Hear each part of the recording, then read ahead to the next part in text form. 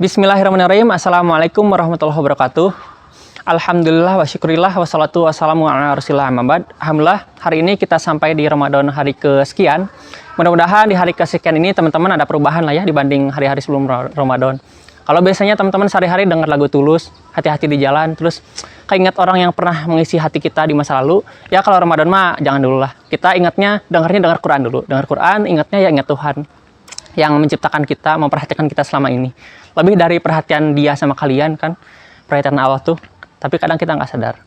Oke, di pertemuan hari ini kita akan ngebahas tentang sejarah, aspek penting dalam keilmuan Islam, dan dari sejarah itu kita akan mendapat banyak hal berkaitan dengan Ramadan, banyak hikmah berkaitan dengan Ramadan.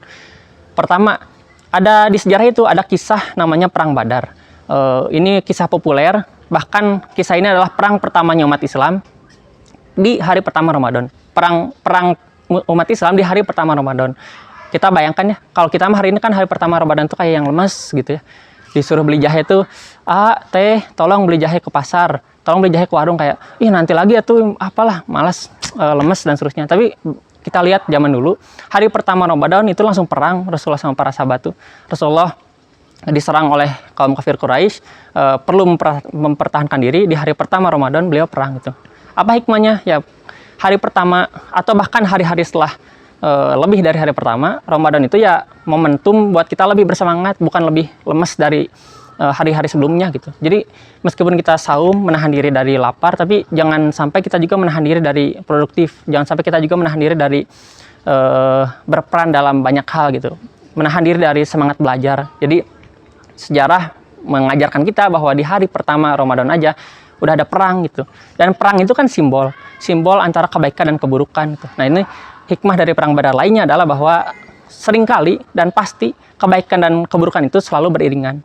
Kalau kita lagi melaksanakan kebaikan, pasti aja ada keburukan yang menguji kita.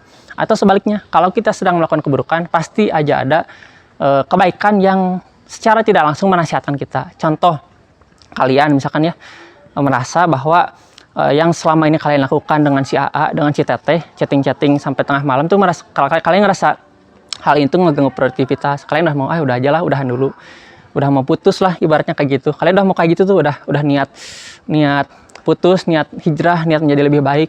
Ternyata ada aja teman yang, masa hubungan selama 2 tahun ini mau dihilangkan begitu aja, mau disudahi begitu aja. Nah kan, ketika kita udah ada niat baik, niat hijrah, pasti ada aja satu dua hal yang menguji kita, menggoda kita gitu. Atau sebaliknya, kita lagi melakukan keburukan di rumah misalkan sendiri, di kamar sendiri, scrolling HP, scrolling aplikasi TikTok misalkan ya, scrolling aplikasi TikTok, terus lihat secara sengaja ataupun tidak, lihat yang tidak senonoh gitu. Ternyata pas kita sedang menikmati itu, tiba-tiba ditelepon sama teman kita, ada yang mau misalkan bertamu ke rumah. Nah, kadang-kala kan gitu, kita lagi menikmati, tanda kutip menikmati keburukan, menikmati kemaksiatan, ada aja cara Allah ngasih tahu kita supaya kita berhenti gitu. Sebaliknya juga, kalau kita udah komit pada kebaikan, pasti aja komitmen kita pada kebaikan itu diuji gitu. Selanjutnya, Perang Badar juga mengajarkan kita untuk semangat dan kedua optimisme. Pertama semangat. Di Perang Badar, bayangin ya, Perang Badar itu pasukannya umat Islam dengan pasukannya kaum kafir Quraisy itu perbandingannya 3:1. Umat Islam 300 orang, ada yang riwayat nyebut 313 orang, sedangkan kaum kafir Quraisy itu sekitar 1000 orang. 1:3, tapi umat Islam tetap semangat, tetap optimis. Jadi Ramadan tuh jangan kita hilang semangat, jangan, tapi tetap kita semangat. Ya Kang, saya juga semangat push rank sampai mitik, mumpung lagi awal season. Ya Kang, saya juga semangat, ini lagi perang, representasi Perang Badar, ini nyari apa, chicken dinner misalkan gitu. Iya sih, itu juga semangat, tapi buat Ramadan mah kata Rasul kan wala yarfus wala yajhal. Jangan lakukan hal yang sia-sia, jangan ucapkan hal yang jorok atau kotor gitu. Ya buat Ramadan mah ya semangatnya hal lain lah, semangat belajar, semangat beramal. Semangat belajar, kita lihat di sejarah ada tokoh Imam Bukhari. Imam Bukhari itu kalau nyari satu hadis, nyari satu ilmu, ngedatengin satu guru, itu bahkan di perjalanannya aja ratusan kilo gitu. Kita sekarang cuman disuruh ngisi buku Ramadan, masjid sebelah rumah, malesnya luar biasa. Atau bahkan nge-zoom aja, denger ceramah, malesnya kayak susah banget gitu, bergerak, beranjak dari kasur tuh gitu. Jauh kita sama Imam Bukhari dulu, ratusan kilometer, melintas berbagai negara, belum ada pesawat, belum ada motor dan seterusnya, tapi tetap semangat belajar gitu.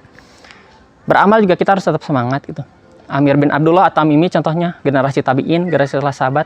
Beliau meskipun siang harinya saum, tapi malamnya nggak tidur gitu, beliau memanfaatkan waktu di tiap malamnya buat tahajud, buat meminta sama Allah, buat memohon gitu. Ya buat kita representasi semangat perang Badar tuh ya teraplikasi di kehidupan kita sehari-hari. Kita lebih semangat belajar yang bukan sekedar belajar disuruh sama guru gitu, tapi emang belajar yang hal-hal yang kita pengen tahu gitu, semangat mendapat apa yang kita pengen gitu, semangat belajar, semangat beramal, tahajud jangan lepas, bikin target lah gitu, bikin target. Kita punya target misalkan Ramadan ini punya target hafalan berapa, target tilawah berapa banyak, baca buku, baca tafsir berapa banyak, baca buku berapa buku dan seterusnya gitu. Kita harus punya target, punya target, masang target.